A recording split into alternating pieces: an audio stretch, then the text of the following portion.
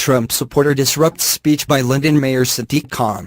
London Mayor Sadiq Khan has taken a swipe at the US president after protesters who support Donald Trump interrupting a speech he was giving and had to be removed. Mr. Khan's address to a Fabian Society conference in central London had to be suspended for several minutes as a handful of demonstrators from the White Pendragons group called for the mayor to be arrested as they made statements in support of Mr. Trump and Brexit.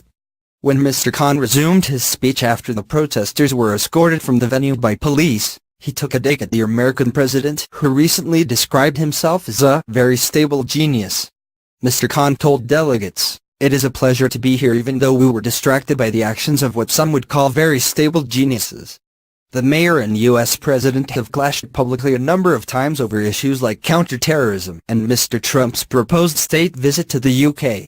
The mayor also tried to make light of the protest with a reference to Prime Minister Theresa May's Tory conference speech, which was interrupted by a prankster, saying, "On the plus side, I wasn't served with a P45. Video shared on social media showed the moment the activists interrupted Mr. Khan's speech, just after the mayor was introduced to the stage. One man could be heard addressing the audience with, "Ladies and gentlemen, we're here today to make a non-violent, peaceful citizen's arrest." Audience members started to heckle and slow clap, during which security appeared.